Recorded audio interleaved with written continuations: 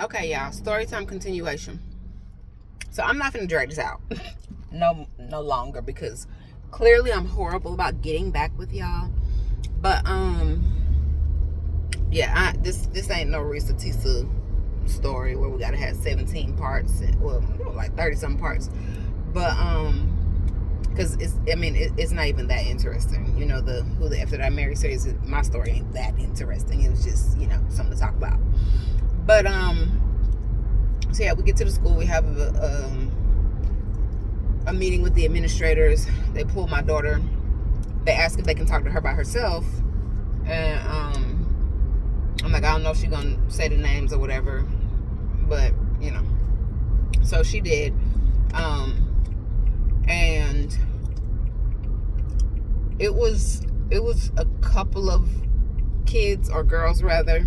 I think a couple of boys was like, oh no, we know B ain't she ain't snitch on us like that. And first of all, that's why these kids get on my nerves, because that's not snitching. I mean, even if she did drop names, that's not snitching. Snitching is when you, well, I'm sure adults know what snitching is, but snitching is when you do dirt with somebody and then they get in trouble because of you telling or whatever. But I'm sure y'all knew that. But just in case you did.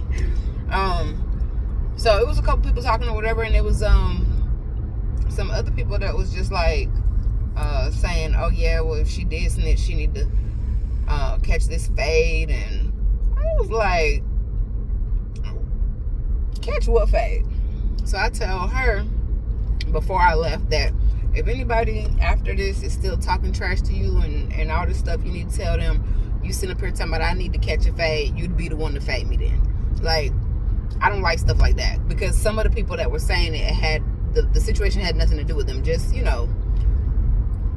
this is 8th grade, 13 and 14-year-old girls. Like, I don't know what I was expecting. But you know what? Part of what I was expecting was the fact that my generation just wasn't like that. I'm 40, so I graduated high school in 2002, and I don't know, we just didn't move like that.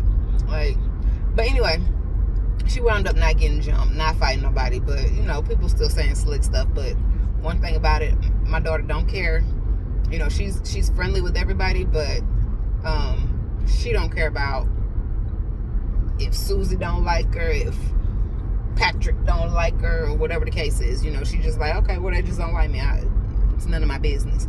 So yeah, that was basically it, y'all. But advocate for your kids. One thing about it, advocate for your kids, because one thing they know, like I said, I'm the more quiet one, the more calculated one. But her daddy, they know that when they see Mr. Such and Such walk on that campus, they on the walkie-talkies like, Mr. Whatchamacallit is here.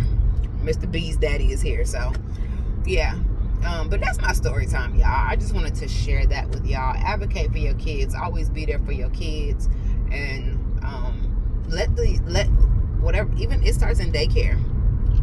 Believe it or not, you got to let these people know that you got some level of crazy in you about your child.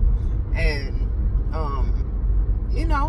teach your children also how to move around and try to just make their way or whatever. But yeah, that is all, y'all.